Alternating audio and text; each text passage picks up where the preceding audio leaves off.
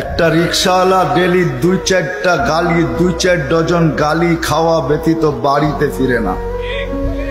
কিন্তু তাকে যদি জিজ্ঞাসা করা হয় যে এত গালি খাওয়ার পরেও ডেলি রিক্সা নিয়ে কেন বাহির হও, তো চোখের পানি ছেড়া দিয়া বলবে বিবি বাল বাচ্চা আছে বিদায়।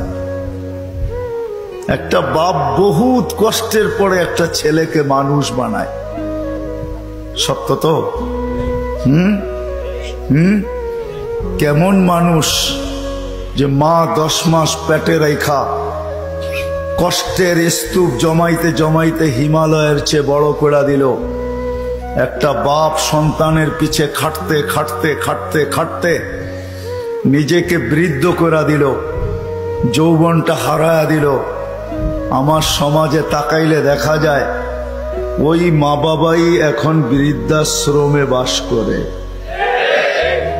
বলেন এটা কেমন মানুষ? কেমন মানুষ? কাগজে কলমের মানুষই তো বলতে হবে। কাগজে কলমের মানুষ যদি না হইতো তাইলে তো ইমাম শাফি রহমতুল্লাহ আলাইহির মতোই হইতো। সারা দিন পরিশ্রম, বাবা ছিলেন না, বিধবা মা ছিলেন, সারা রাত্র মার পায়ে তেল মালিশ করতেন আর পাও টিপা টিপা ঘুম পড়াইতেন। মাঝে মাঝে খুশিতে পায়ের তালুতে চুমা দিতেন, চুমা। মা কাইপা উঠতো আর বলতো আমার পায়ের তালুতে চুমা কেন? তো বলছে তোমার পায়ের তালুতে চুমা দেই না, আমি তো আমার জান্নাতে চুমা দিয়া স্বাদ নিতেছি, স্বাদ। তাইলে সন্তান এমন মানুষ হতো। শুধু কাগজে কলমে মানুষ হইলে মানুষ হয় না। যদি হইতো তাহলে 2টা চিত্র দেখাইছিলাম যে মা বাবা এত কষ্ট করার পরেও সন্তান কোনদিন বৃদ্ধাশ্রমে রেখা আসতো না।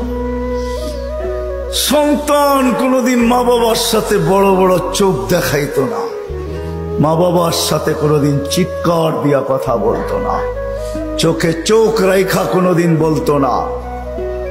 যদি কাগজে কলমের মানুষই মানুষ হতো। না না, কাগজে কলমের মানুষ মানুষ হয় না, নিজেকে মানুষের মতো মানুষ বানাইতে হয়। মানুষের মতো মানুষ বানাইতে হয়। এই জন্যই প্রত্যেক ব্যক্তি নিজেকে মানুষের মতো মানুষ বানাইতে পারে। আপনি বলবেন 100টা দিয়া কি করে বানাবো, সুযোগই বা কোথায়?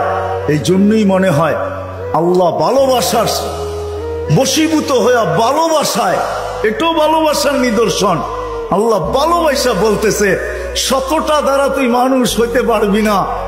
হায় হায়, ভালো যখন বাইসাই ফেললাম তাহলে 100টা আর তোর থেকে রাখবো তো রাখবো কেন? তো আল্লাহ একটার ভিতরে 100টা ঢুকায়া দিয়া বলতেছে ইন সালুহাত সালুহা সাইরুল আমাল, আমাকে শুধু নামাজ ওকে কইরা দে, তোর জীবন ওকে আমি লেখা দিব। নামাজ কমপ্লিট কইরা দে, ওর জীবন ওকে কমপ্লিট লেখা দিব। নামাজ পূর্ণ, জীবন পূর্ণ লেখা দিব। এই জন্যই তো আমি বলি এই উম্মত যদি কিছুই না করত, আজান হওয়ার সাথে সাথে যদি শ্যামবাজারের রোডে চাটাই বিছানো হয়ে যেত যে চটপট নামাজ তারপরে ব্যবসা, প্রত্যেকটা মার্কেটে যদি এরকম হইতো। তবে আমি একটা দেশ দেখা আসছি জীবনে, আমি ওই দেশে 6 বার গেছি, 6 বার।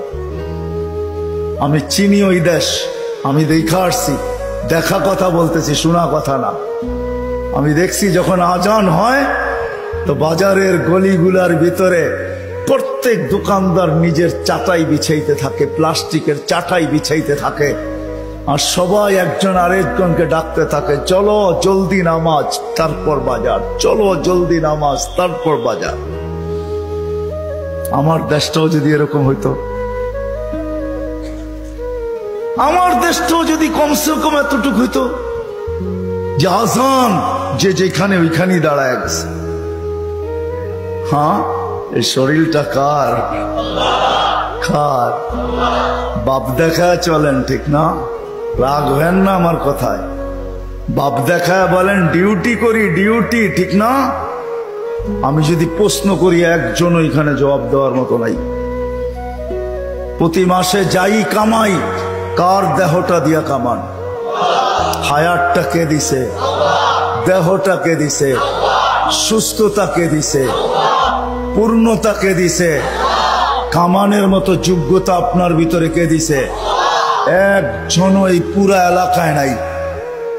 ঢাকা শহরে পাওয়া যাবে কিনা যে মাসের শেষে যা কামায়, 5,000 কামাক আর 500 কামাক, 100 টাকা হাতে নিয়ে উঁচা করে বলে, মালিক তোর দেওয়া দেহটা দিয়া কামাইলাম, এই 100 টাকা তোকে দিলাম, নিয়ে নে। একজন ওইখানে নেই।